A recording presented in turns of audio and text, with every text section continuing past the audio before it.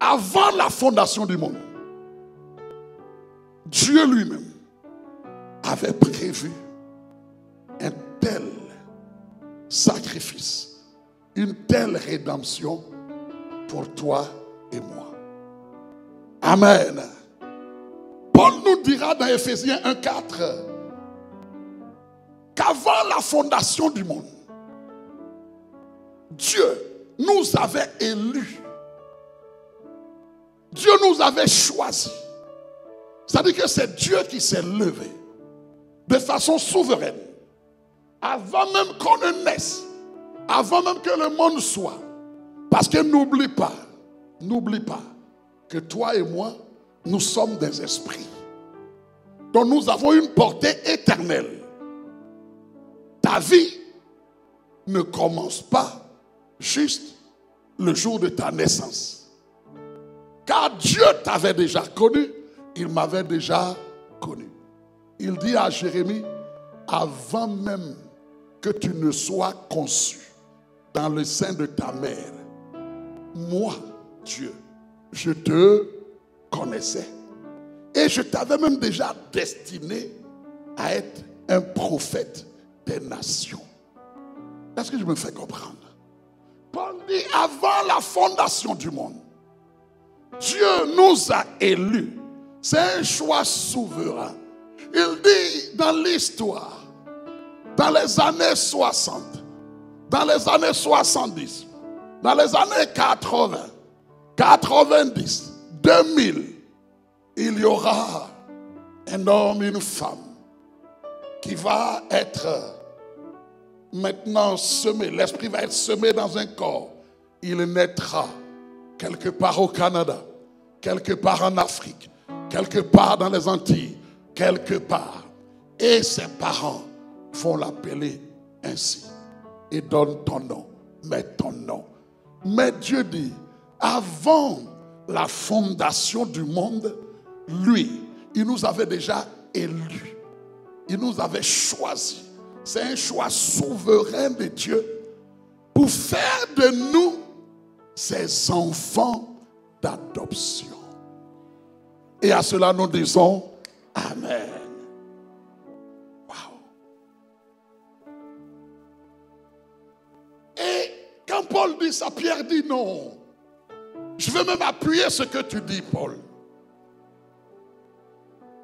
Je vais même expliquer comment cette adoption a été faite. Et Pierre aussi va dire, même avant la fondation du monde, Dieu avait déjà prévu l'agneau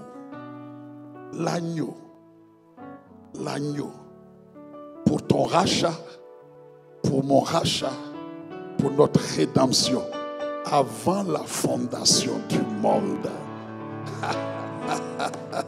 Oh, je suis en train de te dire que la Pâque ne commence pas avec ta conversion. Ça a été avant la fondation du monde. C'était dans le plan éternel de salut de Dieu. C'était dans le plan éternel de rédemption de Dieu. Amen. Je vous invite, parce que quelqu'un me dirait, mais pasteur, où c'est écrit? Je vous invite à lire avec moi 1 Pierre chapitre 1, versets 18 à 20. 1 Pierre 1 à 20. Je vais lire dans la version second 21.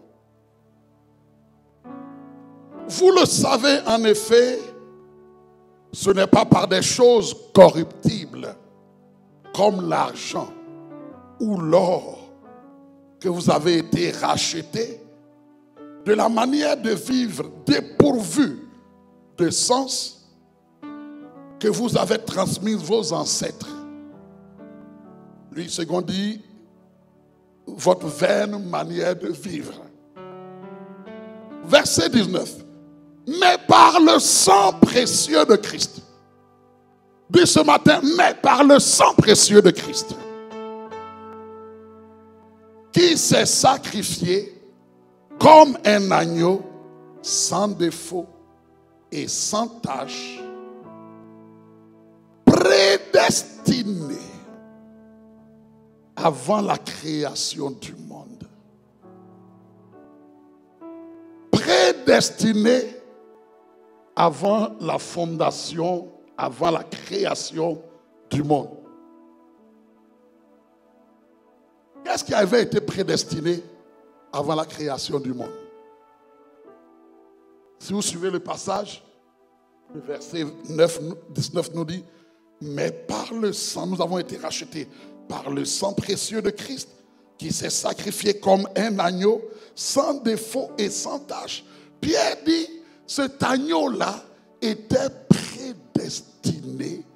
Il était prédestiné avant la création du monde. Il a été révélé dans les derniers temps à cause de vous. Est-ce que je me fais comprendre? Donc, selon le plan éternel de rédemption, Dieu avait déjà prévu l'agneau pour notre rédemption. Amen. Pourquoi d'ailleurs dans la Bible, vous allez voir que depuis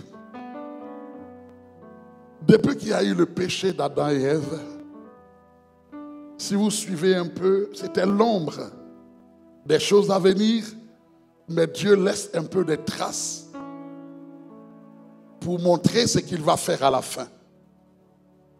Depuis que Caïn a tué son propre frère, Abel, Dieu dit, quand Dieu demande à Caïn, où est ton frère? Et qu'il dit, suis-je le gardien de mon frère? Dieu dit, le sang de ton frère, la voix de son sang, crie jusqu'à moi. Donc déjà, Dieu est en train de montrer une chose. Que le sang, parce que la Bible dit que la vie est dans le sang. Ce sang-là a une voix. Le sang a une voix. Quelqu'un n'a pas compris. Quelqu'un n'a pas compris. Suis-moi, le Saint-Esprit nous amène quelque part. Dieu dit, le sang a une voix. Le sang d'Abel criait vengeance. Vengeance. Que le sang innocent ne reste pas comme ça impuni. Vengeance. Le sang a une voix. Écoute bien. Le sang a une voix. Voilà pourquoi la Bible dira plus tard, en parlant du sang précieux de Jésus-Christ, que le sang de Jésus-Christ crie plus fort. Dis ce matin plus fort. Le sang de Jésus crie plus fort que celui d'A. Aïe, aïe, aïe, aïe, aïe. Et le sang de Jésus ne crie pas vengeance. Le sang de Jésus crie pardon. Le sang de Jésus crie rédemption. Le sang de Jésus dit rachat. Le sang de Jésus dit je t'aime. Le sang de Jésus dit viens à la maison. Le sang de Jésus crie plus fort que celui d'Abel. Le sang parle. Donc il y a la dimension du sang qui parle, la voix du sang. Mais à un moment donné, Dieu dit à Abraham, alors que cet homme avait attendu assez longtemps la promesse d'enfantement, quand Dieu lui donne par la suite, au temps marqué, lui donne Isaac, quelques années plus tard, Dieu demande à Abraham d'aller au mont Morija. Et là-bas, sur cette montagne, d'aller sacrifier son fils, son unique, celui qui l'aime. Comprenez déjà, Dieu donne des indices. Ton fils, celui que tu aimes, c'est le fils de la promesse. Va et sacrifie-le-moi. Et lorsque Abraham, on ne sait pas combien de temps, qu'il a obéi, qu'il est monté à la montagne. Au moment où il voulait porter le couteau pour que la vie de son fils Isaac soit là, sacrifiée en obéissance à Dieu. Paul nous dira plus tard que même il avait la foi, Abraham avait la foi que le même Dieu qui lui a donné cet enfant à 100 ans, que ce même Dieu avait la capacité de le ressusciter pour qu'il revienne à la vie. Est-ce que je me fais comprendre? Mais là, lorsqu'il a levé la main pour toucher, pour oser sacrifier son fils, son unique, Dieu dit, arrête. Et il lui montre là. Il y avait un agneau qui était là, retenu en ces lieux, pour lui dire, voici, j'ai pourvu à l'agneau qu'il fallait pour le sacrifice. Écoutez bien, le sang parle et déjà à l'image d'un agneau qui doit être livré pour le sacrifice. Est-ce que je me fais comprendre? Je suis en train de vous amener la Pâque avant même ta conversion. Quel est mon point? Je suis en train de vous dire qu'avant la fondation du monde, Dieu avait déjà prévu la rédemption. Comment il allait te racheter, toi et moi. Il y avait déjà l'agneau prévu à cet effet. Et donc je suis en train de vous dire comment déjà dans l'ancienne alliance, Dieu donne quelques indications. Il donne quelques indications. Et sautons quelques années plus tard, après que le peuple d'Israël ait passé plus de 400 ans en servitude, en esclavage en Égypte, quand le temps de sa délivrance est arrivé, quand le temps de sa libération est arrivé, quand le temps de son indépendance est arrivé, il y a eu des plaies en Égypte. Première plaie, deuxième plaie. À chaque fois, Pharaon résiste. Dieu dit, au fait, je suis en train de lui manifester, lui démontrer que c'est moi qui ai le dernier mot. Son cœur là, il est endurci, mais je fais ça même pour faire éclater ma gloire. Parce que j'attends la 10e plaie. J'attends comme la solution incontournable qui fait qu'il ne pourra plus résister. Et là, dans Exode 12, c'est un passage très important parce que Exode 12 nous établit l'origine, l'établissement de ce que nous appelons la fête de Pâques. Et avant même qu'il y ait la délivrance, Dieu dit à son peuple, le temps de votre départ d'Égypte, le temps de votre esclavage est terminé, le temps de votre servitude est terminé.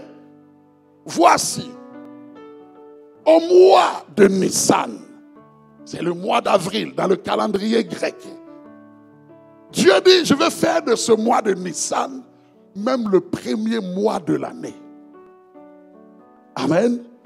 Voilà pourquoi chez les Juifs, le premier mois de l'année, ce n'est pas janvier, c'est le mois de Nissan, qui est avril en réalité. Est-ce que je me fais comprendre? Il dit, vous allez établir, je fais de ce mois de Nissan le premier mois. Et il dit, au 10e jour du mois de Nissan, au 10e jour, chaque famille va prendre un agneau, selon le nombre de familles.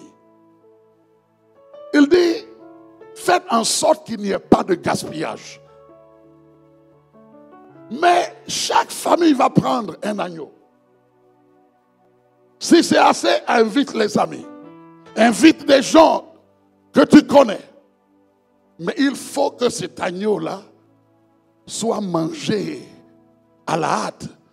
Avant de manger cet agneau, c'est comme attacher vos ceintures. Soyez prêts pour le départ.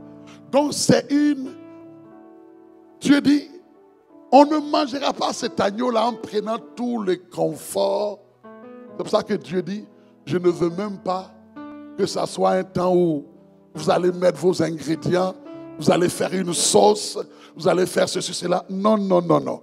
Parce que chacun va faire à sa façon. Donc dit non, il faut laisser mijoter jusqu'à 2 jours, jusqu'à 1 jour, jusqu'à 8 heures. Dieu dit non, non, non, non, non. On ne va pas rentrer dans les mijoter, dans quoi que ce soit. Je donne comment cet agneau doit être. Non seulement on doit cuire sur le feu. C'est comme à la hâte.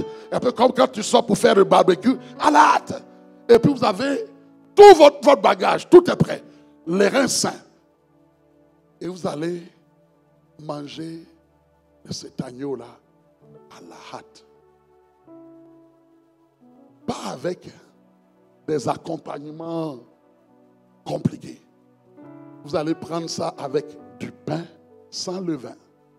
Vous voyez la Sainte Seine là, quand on prend, c'est toujours du pain sans levain. C'est-à-dire on n'a pas ajouté de levure. Du pain sans levain. Et puis des herbes amères. Pourquoi il y a ce goût amer? Parce que Dieu dit, pour que vous vous souveniez que ça a été, j'ai entendu vos cris, j'ai vu vos pleurs, comment vous avez souffert en Égypte. Ne transformez pas cette fête-là en fête où vous vous saoulez. Est-ce que vous comprenez? Où vous vous saoulez.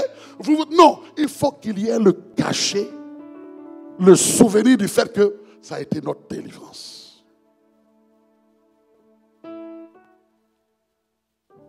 On aurait pu lire beaucoup de choses mais je vais vous faire lire comment Dieu établit la Pâque. Je vais lire du verset 11 au verset 13. Il dit, quand vous le mangerez, vous aurez vos reins sains. Une façon de dire, vous allez attacher vos ceintures, vous êtes prêts. Vos souliers aux pieds et votre bâton à la main. Est-ce que vous voyez déjà l'image? C'est un repas assez particulier.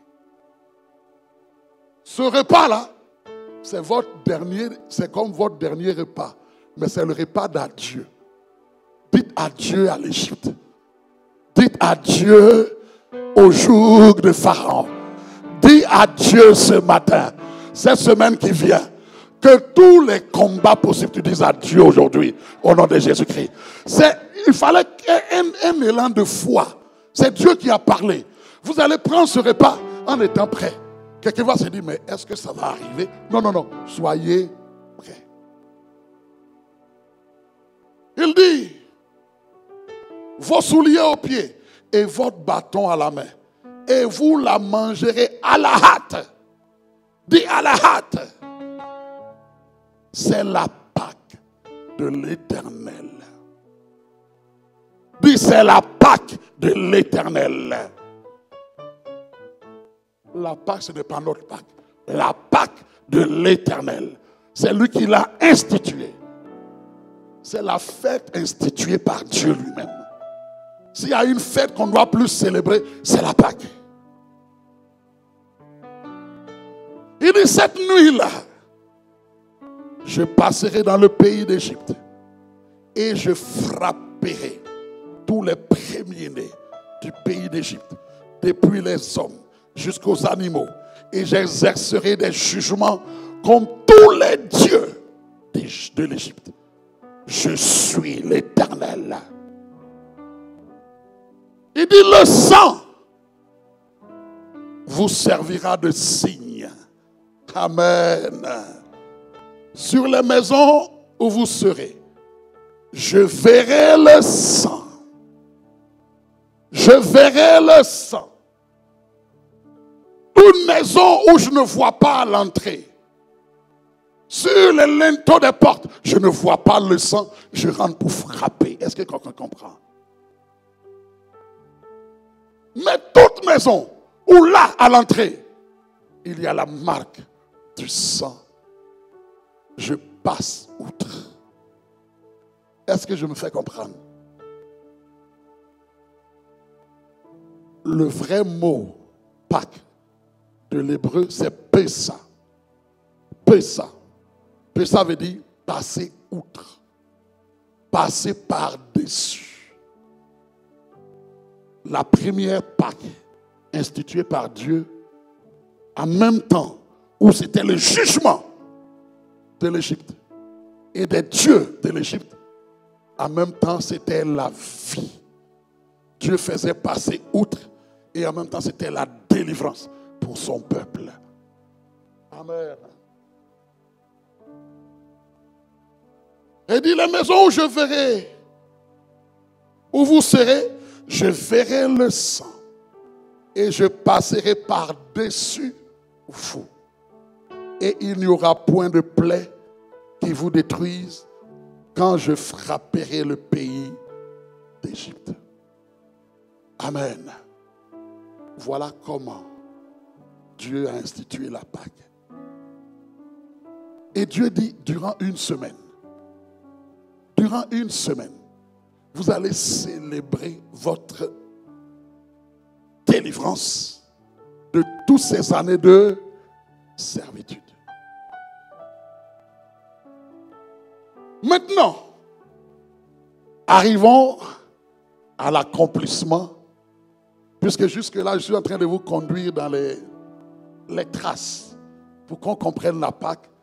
Arrivons au cœur, arrivons à la révélation même de ce que Dieu avait arrêté de faire, d'accomplir. Est-ce que quelqu'un me suit jusque-là?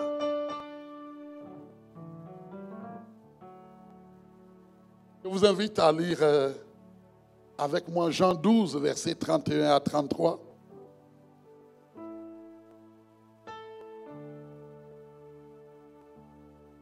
Je vais dire à quelqu'un, en réalité, c'est maintenant que je commence mon message. Quelqu'un dirait, oh pasteur, dans tout ce que vous avez dit, c'était l'homme des choses à...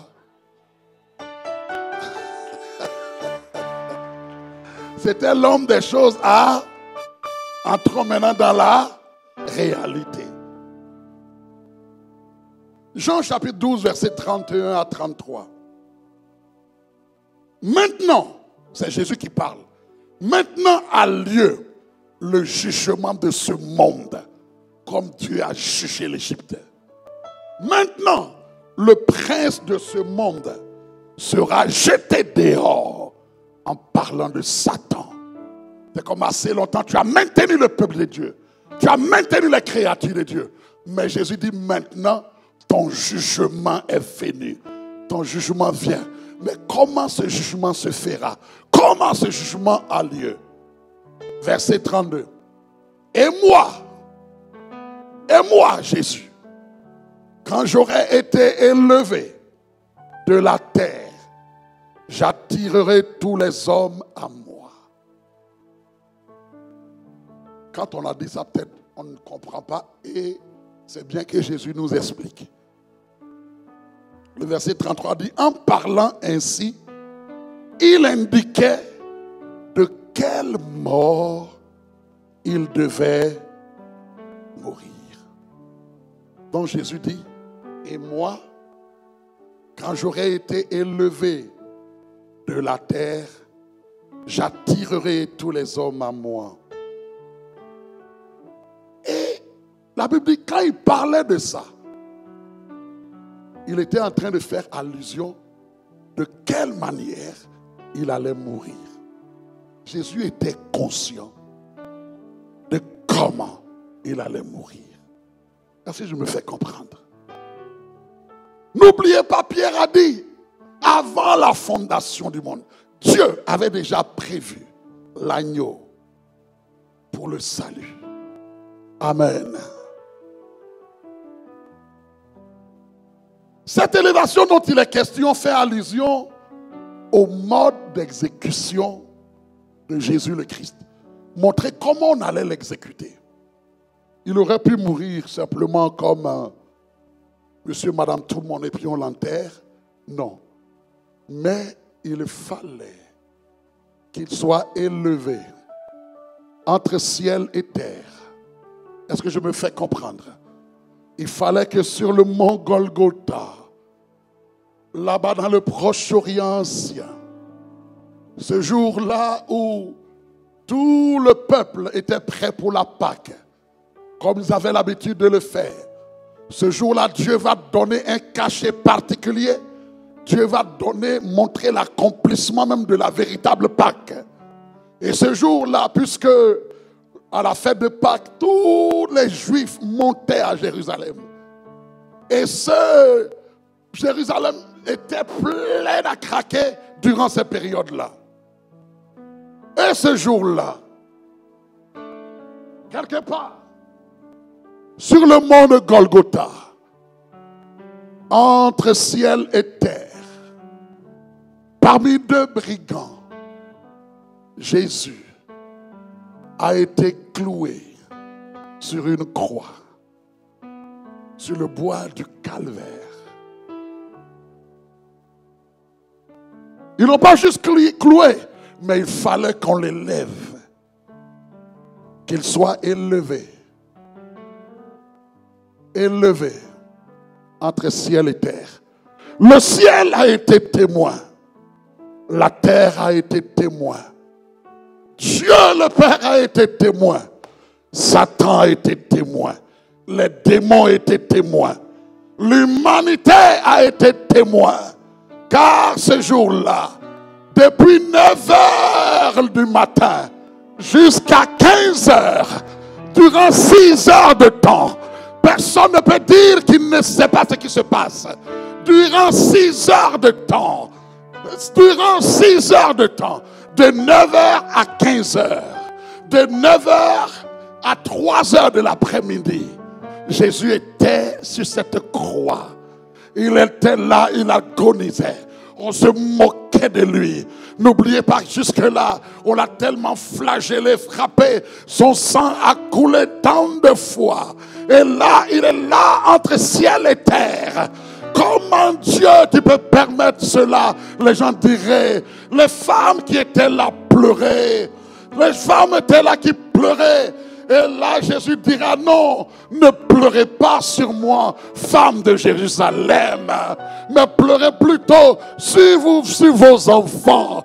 Car ce qui est en train de se passer, c'est la plus grande transaction de l'histoire de l'humanité. Entre ciel et terre, entre ciel et terre, le Fils de Dieu, l'agneau de Dieu, celui qui avait été prévu avant la fondation du monde, était livré là, entre deux brigands. Lui-même le brigand l'insultait. Toi qui t'es dit fils de Dieu, sauve-toi et sauve-nous. Il était là, et la Bible dit comme un agneau qu'on mène à la boucherie. Il n'a point ouvert la bouche.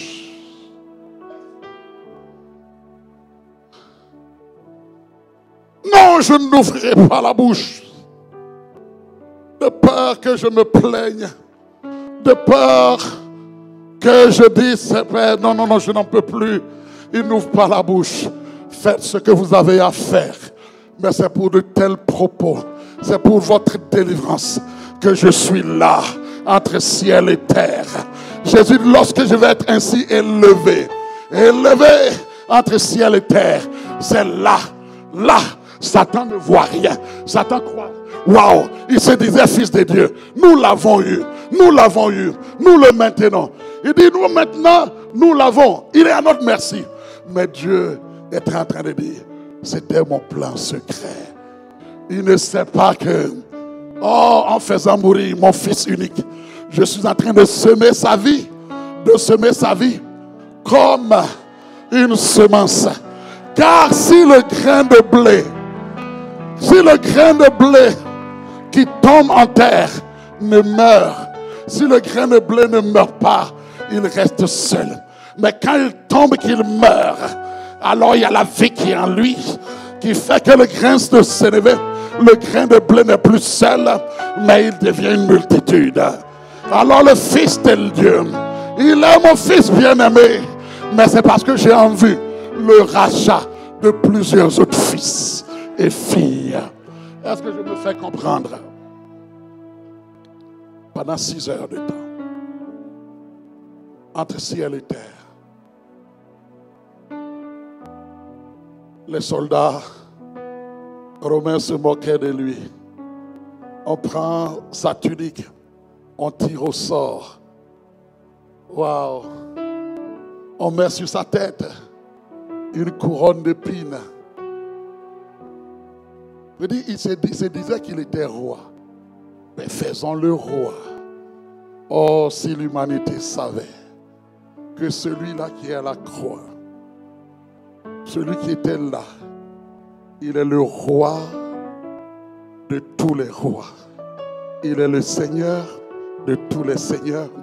Et qu'il est le créateur de toutes choses.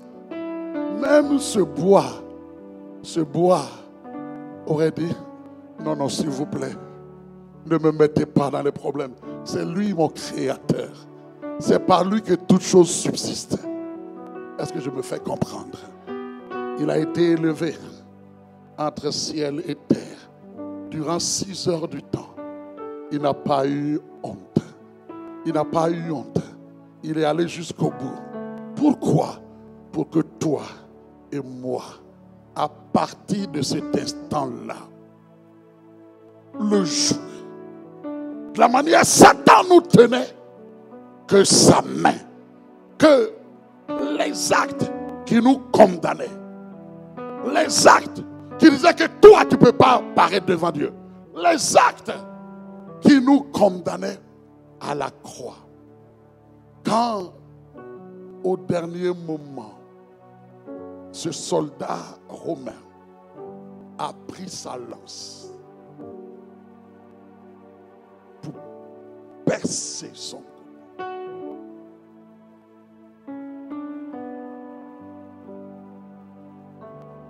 Les personnes en recherche disent que pour que le sang coule et que ça soit suivi de l'eau, c'est que ça a transpercé son cœur.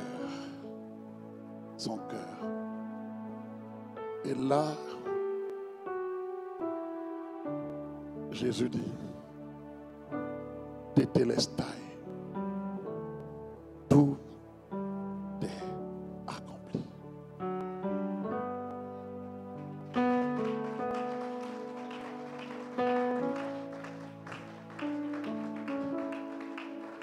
Tout est accompli. Tout est accompli. Père, ce que j'ai fait satisfait à tes exigences de sainteté.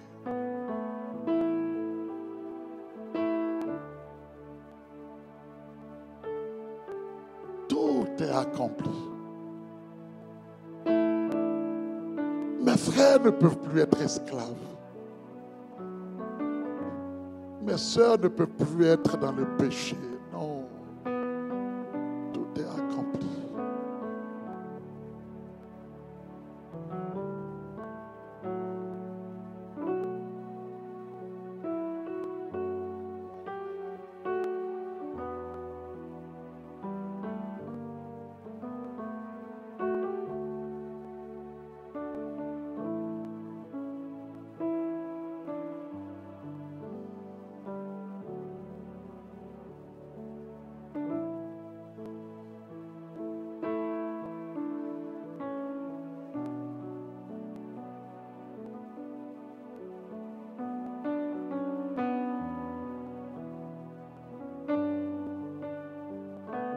Paul dit dans Éphésiens chapitre 2, versets 14 à 15 dans la version du Semeur,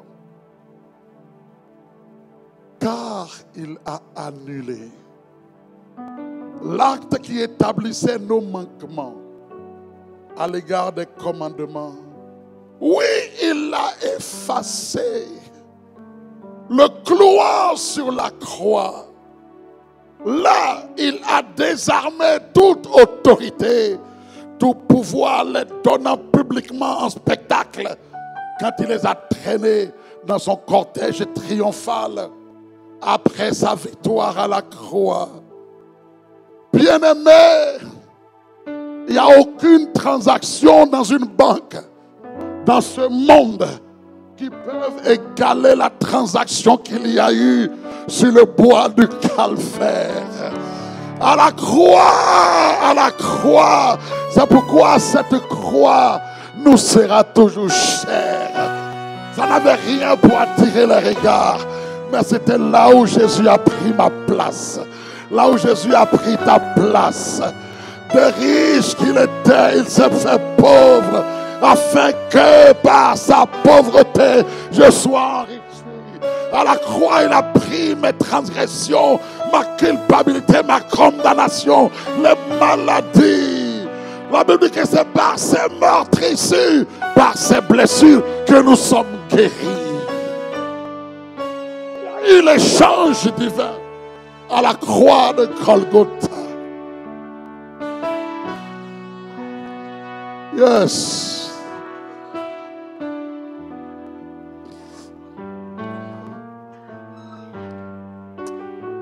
Les brossiers.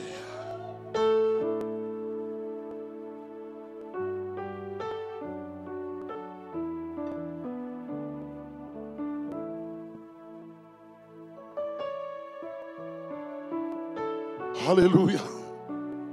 Bien-aimé, à cause du temps, je vais avancer. Mais vous savez, à cause de ce qui s'est passé à la croix, il y a plus de 2000 ans, à cause du fait que Jésus a été élevé entre ciel et terre, tout œil l'a vu. Et voyez, de 9h à midi, il était là en train, on se moquait de lui, il agonisait. Mais de midi à 15h, quand à un moment donné, il a eu à dire, Père, je remets mon esprit entre tes mains. Et que la Bible dit que Jésus expira.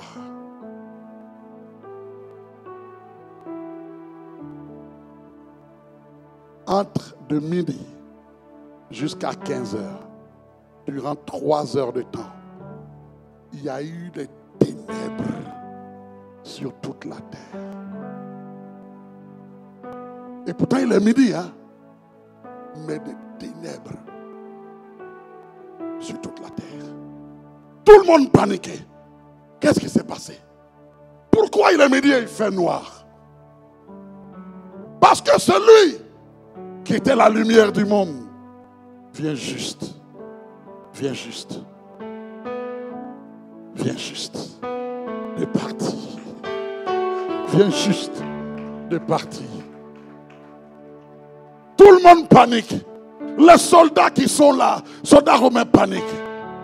Et là-bas, dans le temple, le voile qui séparait le lieu saint du lieu très saint, ce voile-là, en cet instant précis, il y avait le rideau, le voile qui séparait depuis le haut jusqu'en bas. Le voile s'est déchiré. Pour montrer que ce n'est pas du bas en haut, parce que ce n'est pas l'effort d'un homme. C'est Dieu lui-même. Il dit maintenant, je vous donne un libre accès à ma présence. Ce n'est même plus le souverain sacrificateur, mais tous, autant que vous êtes des sacrificateurs, vous avez maintenant un libre accès à ma présence. La croix, l'œuvre de la croix, à cause du sang versé, nous donne, toi et moi, un libre accès au trône de la grâce.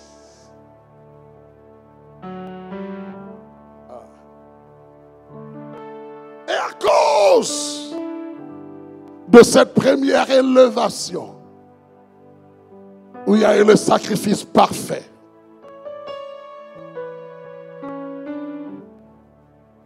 Le Seigneur, Jésus notre Messie, le Christ, cette première élévation sur la croix, à cause du sang versé, cette première élévation a qualifié ce Jésus-là pour 2 autres niveaux d'élévation.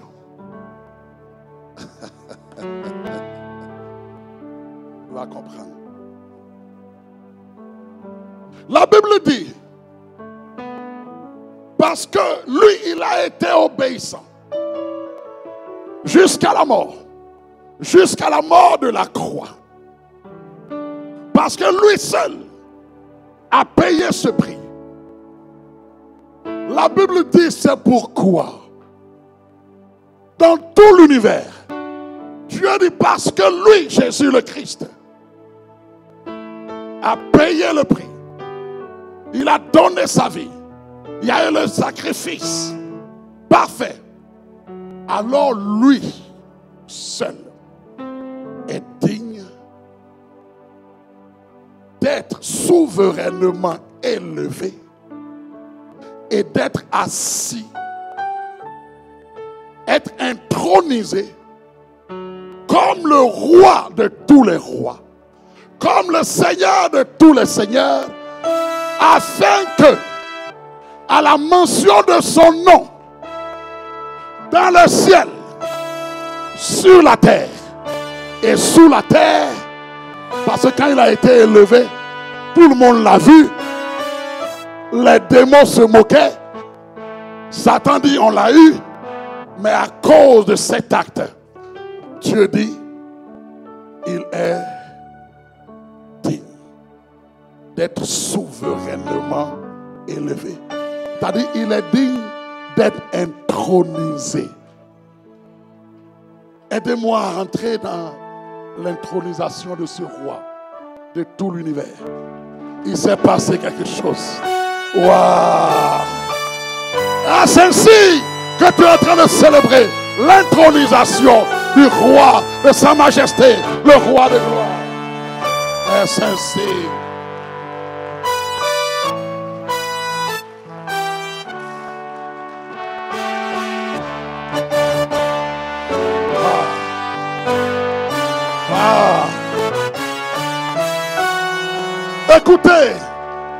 Écoutez ce que Paul nous dit. Il dit, mes frères à Montréal, vous qui écoutez la parole ce matin, écoutez comment Dieu a intronisé Jésus. Comment Dieu a intronisé Jésus. Philippiens 2, versets 5 à 11. Il dit, ayez en vous les sentiments qui étaient en Jésus-Christ, lequel, existant en forme de Dieu, n'a point regardé comme une proie à arracher d'être égal à Dieu. Il a dit, il n'a pas fait de cela mon but. Je suis Dieu. Pourquoi je vais aller ailleurs? J'ai déjà la position qu'il faut. Non, il n'a pas regardé à cela. Mais la Bible dit, il s'est dépouillé lui-même en prenant une forme de serviteur, en devenant semblable aux hommes, en devenant semblable à toi et moi. Et ayant paru comme un simple homme, il s'est humilié lui-même. Ce n'est aucun démon qui l'a humilié, non. Ce n'est aucun roi, c'est même pas César. Il s'est humilié lui-même, se rendant obéissant jusqu'à la mort, même jusqu'à la mort de la croix. Voilà, tout est arrivé là. Maintenant le verset 9. Il dit, c'est pourquoi. Dis ce matin, c'est pourquoi. Voilà, l'intronisation maintenant va venir. On a raconté comment il est venu. Jusqu'à la croix. Il a été élevé pendant 6 heures. De 9h à 15h. Entre ciel et terre. Mais ça, voici pourquoi c'est lui seul qui a été trouvé digne d'être intronisé. D'être établi comme le véritable roi. Est-ce qu'il nous fait comprendre? C'est pourquoi aussi Dieu l'a souverainement élevé et lui a donné le nom qui est au-dessus de tout nom, afin qu'au nom de Jésus, tout genou fléchisse dans les cieux, sur la terre et sous la terre, et que toute langue confesse que Jésus-Christ est Seigneur. Il est Seigneur. Il est Seigneur. Il est Seigneur. Il est Seigneur. Jésus est Seigneur. Jésus est Seigneur. Démon, entendez. Jésus est Seigneur. Montréal entend. Jésus est Seigneur. Que tout l'univers entende. Jésus est le Seigneur. Il est le Seigneur. Roi de la terre. Entendez, Jésus est Seigneur. Premier ministre du Canada. Entendez, Jésus-Christ est Seigneur. Je dis à tes problèmes, je dis à tes réalités, je dis à tes difficultés, je dis à tes Goliaths, Jésus-Christ est Seigneur. Il est Seigneur. Il est Seigneur sur ta situation. Il est Seigneur. Et au nom de Jésus-Christ, à la mention de son nom, je dis que la maladie, je dis que le problème, je dis que tes réalités fléchissent les genoux ce matin. Fléchissent les genoux ce matin. Et qu'on déclare, que l'Église déclare que Jésus est Seigneur. À la gloire de Dieu le Père. À la dimension de gloire de Dieu le Père. Donc parce qu'il a été élevé entre ciel et terre à la croix,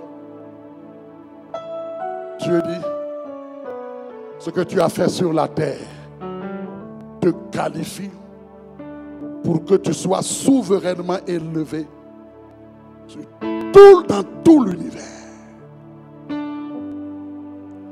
Et troisième élévation, parce que Jésus a été intronisé ainsi.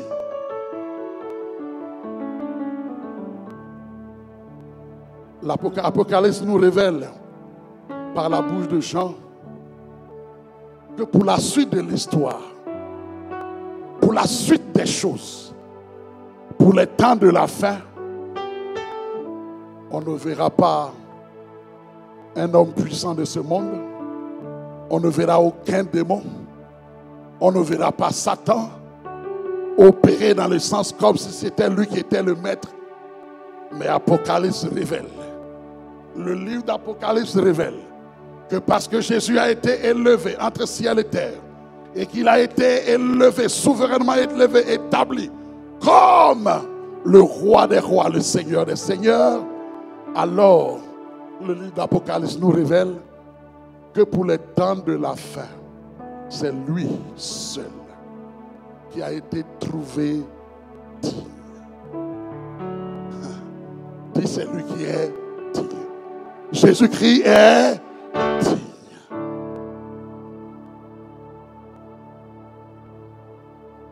Et ce jour-là dans Apocalypse 5, je finis avec ça. Jean,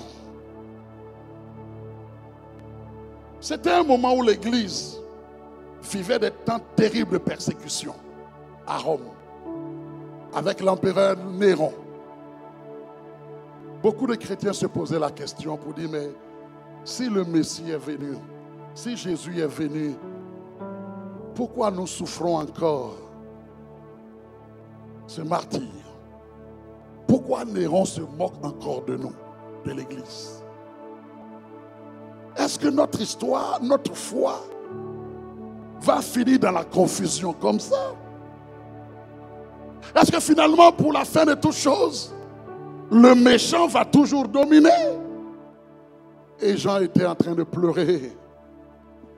Les pleurs de Jean symbolisaient les pleurs de toute l'Église.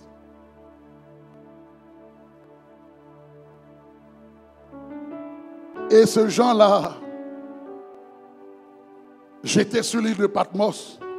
Dieu lui dit, viens. Il a été ravi en esprit. Et Jean a vu ce que je vais raconter maintenant. C'est notre certitude. C'est ce qui va arriver à la fin des temps. Fais du sérieux avec Jésus. Fais du sérieux avec Dieu. Amen. Pendant que Jean pleurait, il y a eu la voix d'un ange puissant qui a retenti et qui a résonné dans tout l'univers. Qui est digne? Qui est digne de prendre le livre et d'en rompre les sceaux? C'était un rouleau. Les livres à l'époque, c'était des rouleaux. Qui est digne d'enlever le sceau pour voir un livre où il y avait des choses écrites en dedans et à l'intérieur? Mais comment découvrir le contenu? Qui est digne de prendre ce livre, la suite des choses, la fin des temps? Qui va gouverner? Qui va être au contrôle? Est-ce que ça va être César? Est-ce que ça va être un roi quelconque? Qui est digne de prendre le livre et d'en rompre les sceaux?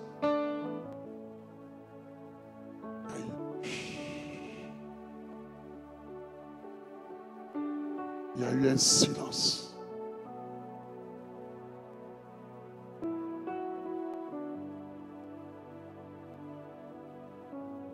Quelques démons peut-être ont dû dire à leur maître: mais maître, la question est posée. Ce que tu nous as dit là, tu dis que c'est toi. C'est toi le vrai. Mais il faut répondre. C'est une voix qui fait trembler tout le monde. Et la Bible dit, après ce temps de silence, il n'y eut personne. Il ne fut trouvé personne. Dis personne. Ne te laisse pas intimider parce qu'il est PDG, parce qu'il est ceci. C'est personne. Oh! Il dit, il n'y eut personne dans le ciel, sur la terre et sous la terre. Personne n'a été trouvé digne. Dans le ciel, même au deuxième ciel, personne. Même parmi les anges, personne. Parmi tous ces philosophes, ces grands hommes qu'on a connus sur la terre, personne. Sous la terre, les entités sous la terre, personne. Dans le monde marin, personne. Jean dit, mais s'il n'y a personne,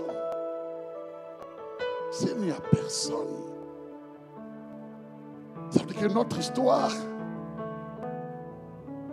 finit bizarrement. Et pendant qu'il pleurait, l'ange qui a posé la question qui est digne, il prend Jean et dit, Jean, ne pleure pas. Église de Jésus, ne pleure pas. Quelles que soient les difficultés, ne pleure pas. Notre Rédempteur est vivant. Il se lèvera le dernier. Ne pleure pas. Et là, il dit, ne pleure pas. Il dit, car voici. Le voici, c'était dans un film de suspense. On allait jouer quel genre de musique?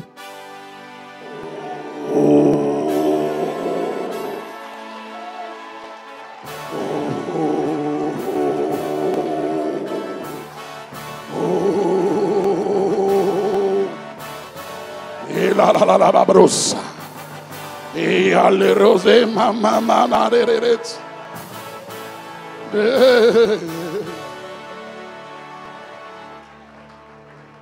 il dit car voici. Et il y a le son de suspense. Car voici.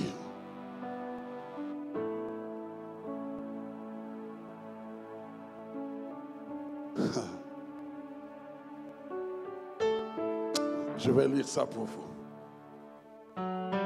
Apocalypse 5, verset 8 à 10.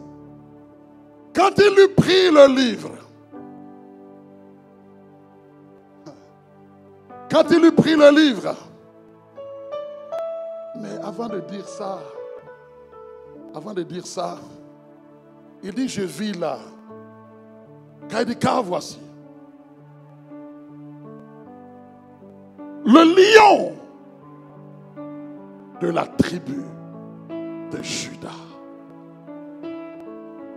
le rejeton de David, il a été trouvé digne.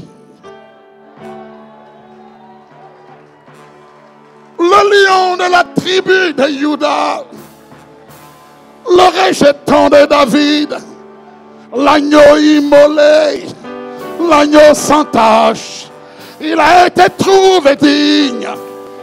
Il a été trouvé digne de prendre le livre et d'en rompre les sceaux.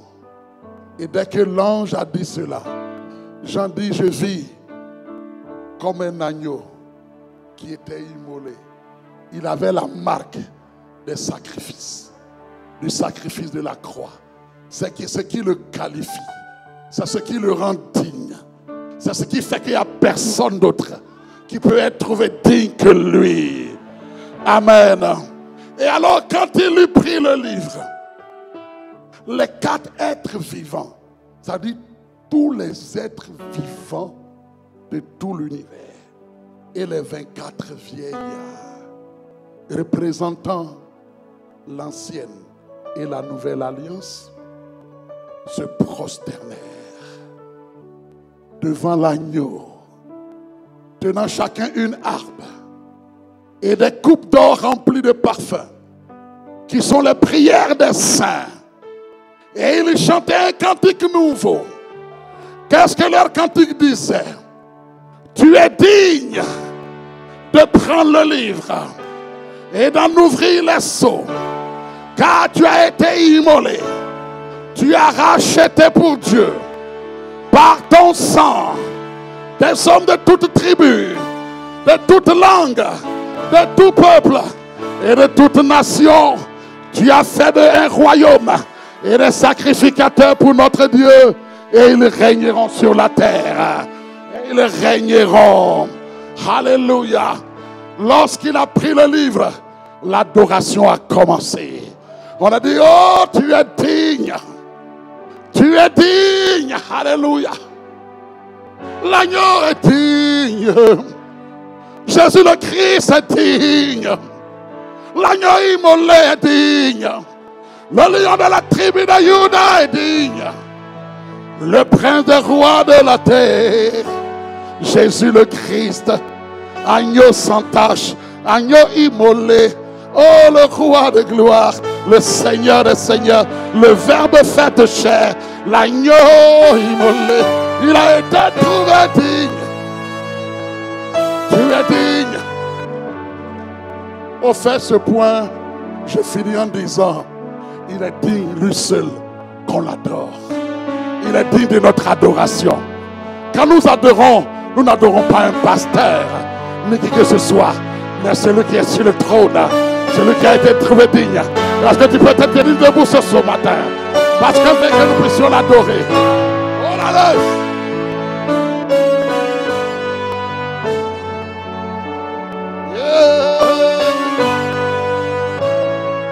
Ah, tu es digne.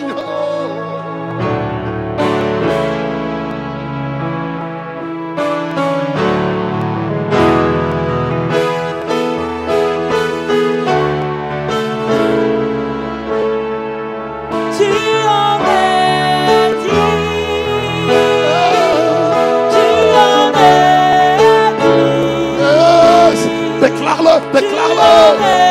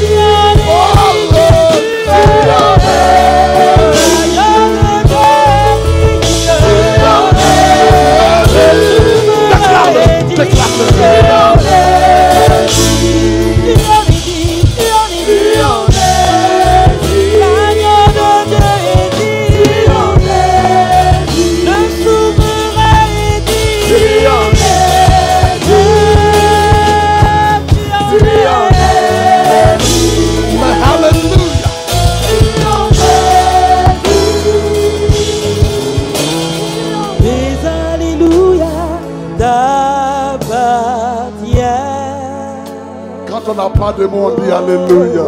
Alléluia veut dire louange à notre Dieu. Loué soit notre Dieu.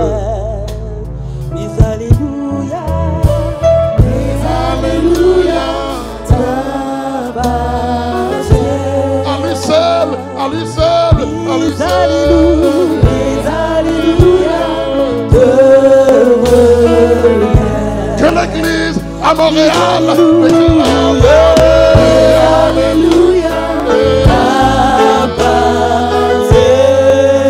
Que racheté Alléluia.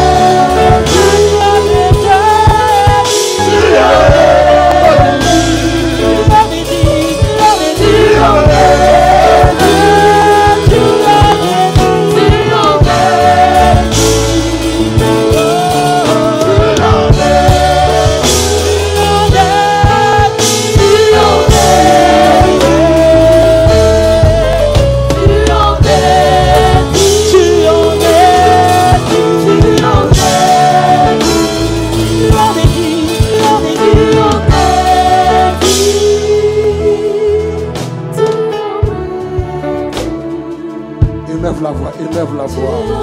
N'attends personne pour rendre gloire au roi. N'attends personne pour lui rendre des actions de grâce. N'attends personne pour exprimer ton adoration.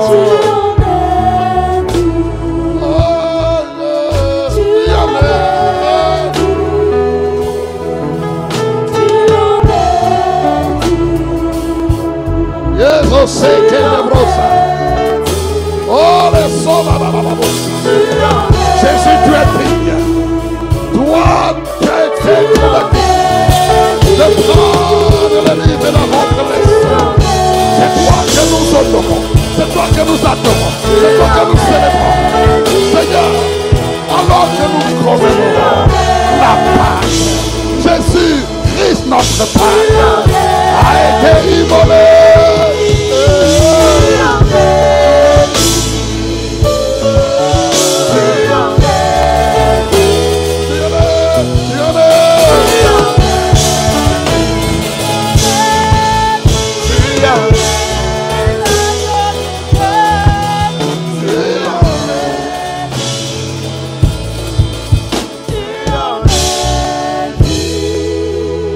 Acclame le roi, acclame sa majesté. Alléluia. Oreros Sayalegos.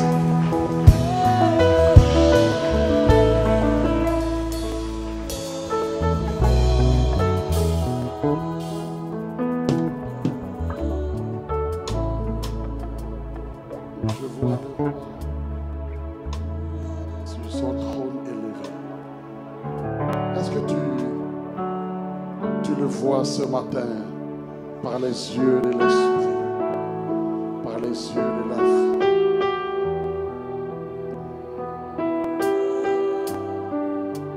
Je vois le roi Contemple-le, sur contemple-le. son trône élevé. Je vois le roi. Il est assis souverainement. Son éclat. Il est au Je contrôle. vois le roi. Il règne sur toutes Sa choses. souveraineté. Je vois le roi régner. Je vois le roi sur son trône élevé. Je vois le roi briller de son éclat. Je vois le roi dans sa souveraineté. Je vois le roi régner. Je vois, Je vois le roi sur son trône élevé. Je vois le roi briller de son éclat. Brille de son Je vois éclat. le roi dans sa souveraineté. Je vois le roi régner. Je vois, déclare-le sur son trône élevé. Je vois le roi briller de son éclat. Je vois le roi Je vois le roi. dans sa souveraineté. Je vois le roi régner. Il agira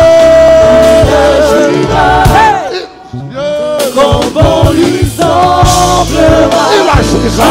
vois son règne. Est-ce que tu vois son règne? Que rien n'arrête. Personne ne peut Et l'arrêter. son royaume Son royaume. qui exulte de joie. Je vois le roi régner. Il agira. Yes. Quand bon lui semblera. Je vois son règne. Je vois son Que règne. rien n'arrêtera. Et son royaume Et son royaume. qui exulte de joie. Je vois le roi régner. Au-dessus, au-dessus. Au-dessus de tout, tu es. Déclare-le. Jésus est ton nom. Au-dessus de tout. Il règne au-dessus de tout. Il règne au-dessus de toute maladie, de toute infirmité, de tout problème, de toute complication. Au nom de Jésus.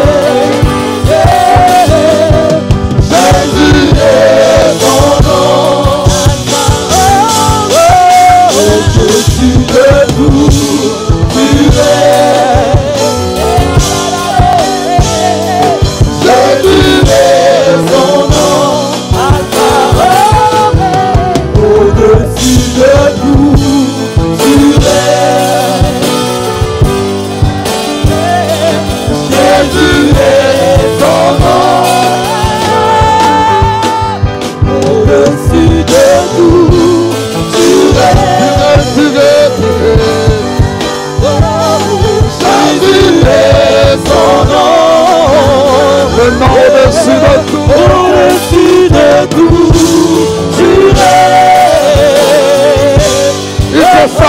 ce matin. Il te relève ce matin.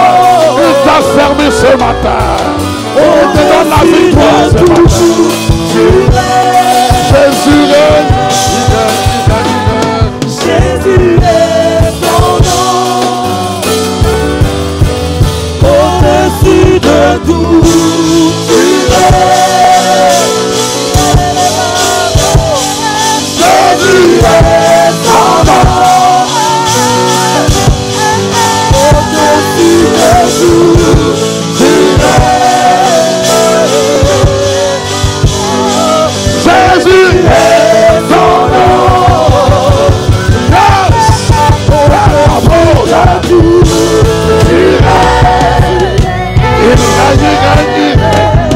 Yes. La gloire de Dieu brise les limitations.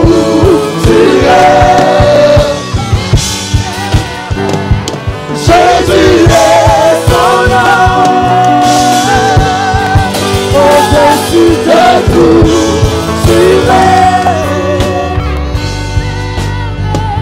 Jésus est ton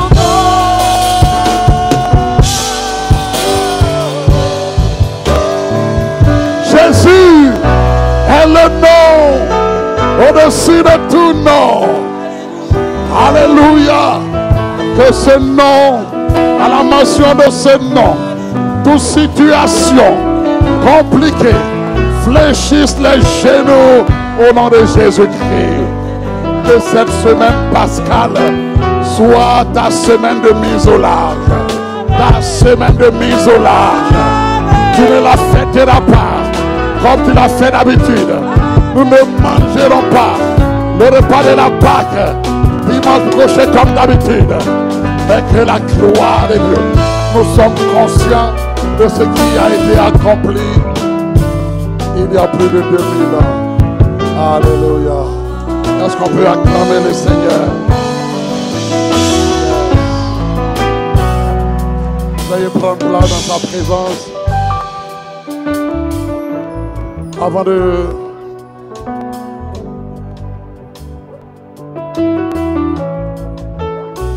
passer ce micro, je voudrais donner l'occasion à une personne. Tu es là. Le Seigneur a dirigé tes pas en ces lieux. Tu as été invité en ces lieux. Et tu as entendu le message. Si tu n'as pas encore fait la paix avec Dieu, et cette paix-là, nous l'avons en acceptant, en accueillant avec foi ce qui s'est passé à la croix de Golgotha. Je vous ai dit, Jésus n'a pas eu honte de toi. Durant 6 heures de temps, il est resté là, sur la croix, pour toi et pour moi. Donc si tu es là ce matin, et que tu n'as pas encore donné ta vie à Jésus-Christ, et que tu as entendu ce message et tu voudrais que Jésus soit élevé aussi dans ta vie. Car Jésus a dit, lorsque je vais être ainsi élevé entre ciel et terre, moi Jésus, je vais attirer tous les hommes à moi. Le Seigneur veut t'attirer ce matin. Il veut t'accueillir dans la maison du Père ce matin. Donc si tu es là et que tu n'as pas encore donné ta vie à Jésus, lève promptement la main, je vais prier avec toi. Je vais prier avec toi si tu es là et que tu n'as pas encore donné ta vie à Jésus. Je vois une main ici. Est-ce qu'il y a d'autres personnes? Est-ce qu'il y a d'autres personnes? Est-ce qu'il y a d'autres personnes qui veulent vraiment être réconciliées avec Dieu ce matin? Qui veulent faire cette prière? Alléluia. Alors mon frère qui a levé la main, tu vas te lever debout. Tu vas te lever et puis nous acclamons le Seigneur. Alléluia. Gloire à Dieu. Alléluia. Bien-aimé, je prie que le Seigneur te fasse du bien. Parce qu'en ce dimanche matin, tu n'as pas eu honte. Tu n'as pas regardé, tu n'as pas pensé aux autres. Tu as dit, Jésus, tel comme il l'a raconté tout à l'heure, n'a pas eu honte de moi. Jésus a dit, et je le dis pour quelqu'un ici, Celui qui aura honte de moi là, devant les hommes, à cause des hommes, tu ne prends pas une telle décision. Moi aussi, j'aurai honte de toi devant mon Père. Quand le temps viendra où tu paraîtras, où tu vas essayer de supplier, je ne le connais pas. Il a eu honte de moi. Je prie que ça ne soit pas ton partage. Alors si tu es là, je te donne encore une opportunité. Prends promptement cette décision et lève-toi pour que nous puissions prier. C'est la plus grande décision de ta vie. Alors, mon bien-aimé frère, et vous qui êtes peut-être connectés avec nous, je prie que maintenant, cet instant précis, vous envoyez le mot salut, parce que je vais prier avec vous. Si vous n'avez pas encore donné votre vie à Jésus, ce moment-là est bien indiqué. Alors mon frère, tu vas prier après moi, avec moi. Et je vais inviter toute l'église à le supporter, à le soutenir.